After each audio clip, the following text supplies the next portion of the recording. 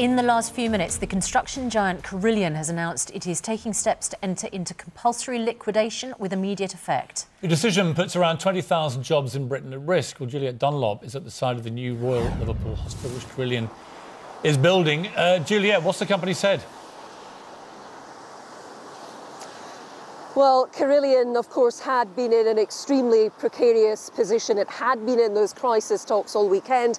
It was hoped those talks to try and hammer out some form of rescue deal between Carillion's creditors and government officials could continue this morning.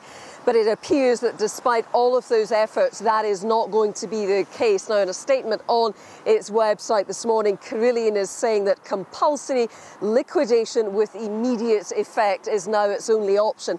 So that means the administration process will now officially begin for this huge public contractor. So a number of questions, of course, this morning about the 20,000 people that Carillion employs in the UK, as well as the many, many subcontractors who depend on Carillion as their main supplier.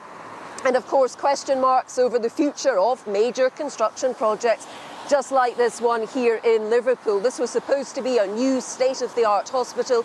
Carillion was awarded that £335 million contract, and it is already months behind schedule. And we also know this morning a number of questions over the rewarding of those contracts. Carillion, remember, had issued a string of profits warnings over the last 12 to 18 months, and yet, despite all of that, the government continued to award major projects to Carillion, including HS2. But this morning, the breaking news, Carillion has formally entered the process of liquidation.